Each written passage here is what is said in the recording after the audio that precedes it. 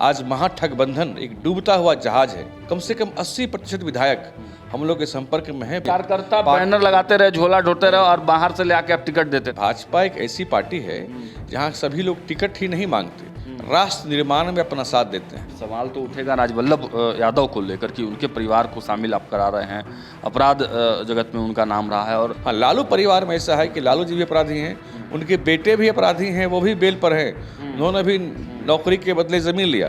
लेकिन बाकी जगह ऐसा नहीं होता कि सबके सब अपराधी। पैनोरमा ग्रुप, जो सोचता है वो करता है। नमस्कार, मैं हूं सागर, न्यूज़ हाट देख रहे हैं आप। देखिए, बिहार में चुनाव अब काफ़ी नज़दीक आ चुके हैं और बिहार चुनावी मोड में है। एनडीए और महागठबंधन पूरी तरह से तैयारियों में जुट चुका है। एक तरफ आप देख रहे हैं कि राहुल गांधी और तेजस्वी यादव यात्रा पे निकले हुए हैं, वोटर अधिकार यात्रा, और दूसरी तरफ प्रधानमंत्री नरेंद्र मोदी बड़े कार्यक्रम करके बड़े संदेश दे रहे हैं। कल गया जी के मंच पर जिस प्रकार से राष्ट्रीय जनता दल के 2 विकेट चटका दिए गए हैं, उसको लेकर बिहार की सियासत अब खूब गर्म है। सीधे बातचीत करेंगे, भारतीय जनता पार्टी के प्रवक्ता हैं नीरज जी, क्या कहेंगे? लगातार एक तरफ वो लोग यात्रा कर रहे हैं, भीड़ जुटा रहे हैं, और आप लोग विकेट पे विकेट चटकाए जा रहे हैं। हम लोग बिहार का विकास भी करते हैं। बिहार की जनता को मालूम है कि विकास एनडीए ही करती है, और डूबते जहाज की सवारी कोई करना नहीं चाहता। आज महाठगबंधन एक डूबता हुआ जहाज है, और बिहार की जनता भी ये जानती है, और अब उनके नेताओं, कार्यकर्ताओं, विधायकों, सांसदों को भी ये मालूम होने लगा कि डूबते जहाज जितनी जल्दी निकल जाए उतना अच्छा है। इसी की बानगी देखने को मिली कल गया में।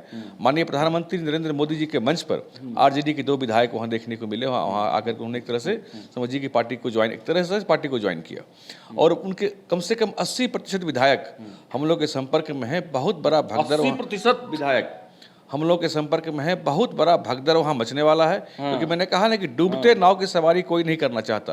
उनके नेता विधायक भी जानते हैं कि ये पार्टी जीतने वाली नहीं, क्योंकि जिन मुद्दों को लेके वो बिहार में वो चल रहे हैं, वो कोई मुद्दा जमीन पर कहीं वो है ही नहीं। वो फॉल्स नैरेटिव सेट करते हैं, गलत विमर्श सेट करके राजनीति करना चाहते हैं, जनता को भ्रमित करना चाहते हैं, जनता में अफवाह फैलाना चाहते हैं, और बिहार की जनता इन मुगालते में नहीं आने वाली।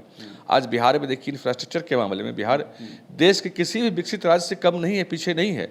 सड़कों की कनेक्टिविटी इतनी शानदार है कि आप कहीं से कहीं घंटों में, मिनटों में पहुंच सकते हैं। अरे आप तो विधायक थे ना, लालू का पूरा परिवार राघोपुर से कितने वर्षों तक विधायक रहा, कुछ तो नहीं कर पाया, लेकिन वहाँ भी विकास की गाड़ी लेकर नीतीश कुमार पहुँच गए, वहाँ भी पुल बन गया। अब राघोपुर पटना से जाने में जहाँ 4 घंटे लगते थे, वहाँ हम लोग 20 मिनट में, आधे घंटे में पहुँच जाते हैं। लेकिन नीरज जी, आपने कहा कि 80% विधायक संपर्क में हैं, और कल ही उसकी बानगी, सही बात है, दिख गई है। लेकिन सवाल यह है कि टिकट आप किनको देंगे? अपने कार्यकर्ताओं को देंगे, अपने जो आपके नेता हैं उनको देंगे, या फिर उधर से बोरो प्लेयर लेकर आ रहे हैं उनको देंगे? इस तरह से पार्टी में विद्रोह हो जाएगा। भाजपा एक ऐसी पार्टी है जहां सभी लोग टिकट ही नहीं मांगते, राष्ट्र निर्माण में अपना साथ देते हैं। क्योंकि कार्यकर्ता बैनर लगाते रहे, झोला ढोते रहे और बाहर से ले आके आप टिकट देते रहे। बाहर से लाके टिकट देंगे ये तो नहीं कहा, वो भी जब हमारे विचारधारा में शामिल हो जाएंगे, अगर भाजपा में शामिल कोई कैसे होंगे, भाजपा की विचारधारा को स्वीकार करेंगे तभी शामिल होंगे। और जब शामिल होंगे तो उनका भी लक्ष्य एक ही रहेगा, टिकट पाना लक्ष्य नहीं रहेगा। टिकट उन्हीं को मिल जाएगा, कोई गारंटी नहीं है, कोई आवश्यक नहीं है। अच्छा, आप कह रहे हैं कि मतलब प्रकाश वीर और विभा देवी को टिकट मिलेगा, इसकी कोई गारंटी नहीं है? अरे निस्वार्थ भाव से लोग ज्वाइन करते हैं। राष्ट्र निर्माण में, बिहार को विकसित राज्य बनाने के संकल्प के साथ लोग पार्टी को ज्वाइन करते हैं। जिस तरह से भाजपा के कार्यकर्ता लगे रहते हैं। देखिए, हम लोग बिहार का विकास भी करते हैं, और हम लोग विरोधियों का सर्जरी भी बड़े शानदार तरीके से करते हैं। लेकिन सवाल तो उठेगा राजवल्लभ यादव को लेकर कि उनके परिवार को शामिल आप करा रहे हैं, अपराध जगत में उनका नाम रहा है, और भले ही वो बाइज्जत बरी हो गए हैं, लेकिन एक बड़ा आरोप उन पर जरूर लगा था। देखिए, आरोप और कोर्ट ने जो कहा, किसको आप मानेगा? जो कोर्ट ने सत्यापित किया उसको मानेंगे। तो कोर्ट ने उनको बरी किया, और अभी पार्टी वो ज्वाइन नहीं किए हैं। जब ज्वाइन करेंगे तब इस पर हम लोग बात करें। काल्पनिक बातों पर बात करके कोई बहुत लाभ मुझे लगता है कि परिवार के लोग तो ज्वाइन कर रहे हैं भाजपा। ठीक है, तो उनके परिवार के लोग तो अपराधी नहीं है ना। और लोकतंत्र में कहाँ यह है कि अगर हम अपराधी हैं तो मेरी पत्नी भी अपराधी हो गई, मेरे बच्चे भी अपराधी हो गए, ऐसा तो नहीं है।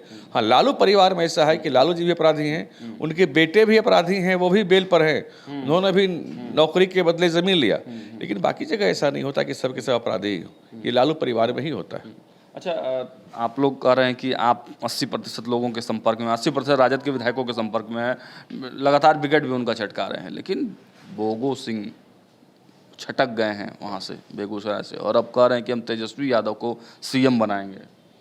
अच्छा, ठीक है, उनको बोलने दीजिए, बोलने से क्या फ़र्क पड़ता है? आपके भी लोग उनके संपर्क में हैं? नहीं, वो पहले ठीक है, एनडीए से चुनाव लड़े थे, निर्दलीय भी चुनाव लड़े थे, उनकी कोई दलीय आस्था नहीं है।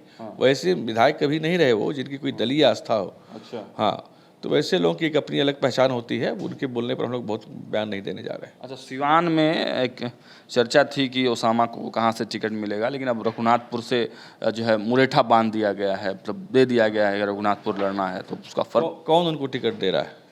आरजेडी दे रहा है क्या? आरजेडी ही देगी। तो बिल्कुल देना इसको। तो देखिए, डूबता हुआ जहाज है, मैंने पहले कहा, वो किसी को लड़ा ले। और अभी कुछ दिन पहले तेजस्वी यादव ने कहा था शहाबुद्दीन अमर रहे, तस्लीमुद्दीन अमर रहे।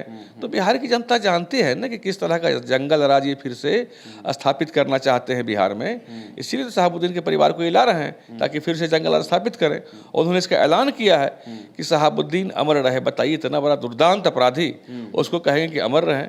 तो शर्मनाक बात है और जनता इस पर शर्म करती है ऐसे नेता के बयानों पर। एक अंतिम टिप्पणी आपसे चाहेंगे। उदय नारायण चौधरी बड़े नेता हैं, उन्होंने कहा है कि नवंबर में बिहार में राष्ट्रपति शासन लग जाएगा। अब किसी को ख्वाब देखना हो, कल्पना करना हो, तो उसमें कौन रोक सकता है? आजकल वो जन स्वराज पार्टी के साथ लगे हुए हैं, तो लगे रहे, अपना एजेंडा वो चलाते हैं, लेकिन ऐसी कोई बात नहीं है। नीतीश कुमार जी के नेतृत्व में बिहार में शानदार काम हो रहा है और नियत समय पर बिहार में चुनाव भी होगा और फिर से जनता का आशीर्वाद एनडीए को मिलेगा और नीतीश कुमार जी के नेतृत्व में हम लोग फिर से सरकार बनाने जा रहे हैं। चलिए, धन्यवाद। तो आपने देखा किस प्रकार से भारतीय जनता पार्टी के प्रवक्ता नीरज कुमार ने साफ कर दिया है कि देखिए, टिकट तो चटकाए जाएंगे। लगातार जो आस्था रखने वाले लोग हैं, भारत में आस्था रखने वाले लोग हैं, राष्ट्रवाद में आस्था रखने वाले लोग हैं, वो भाजपा ज्वाइन करेंगे और लगभग 80% राजद के लोग भाजपा के संपर्क में हैं। अब देखना होगा कब तक वो भाजपा ज्वाइन करते हैं। और टिकट की बात पर उन्होंने साफ कहा कि ज़रूरी नहीं है कि जो भाजपा ज्वाइन करेगा उसको टिकट ही मिलेगा।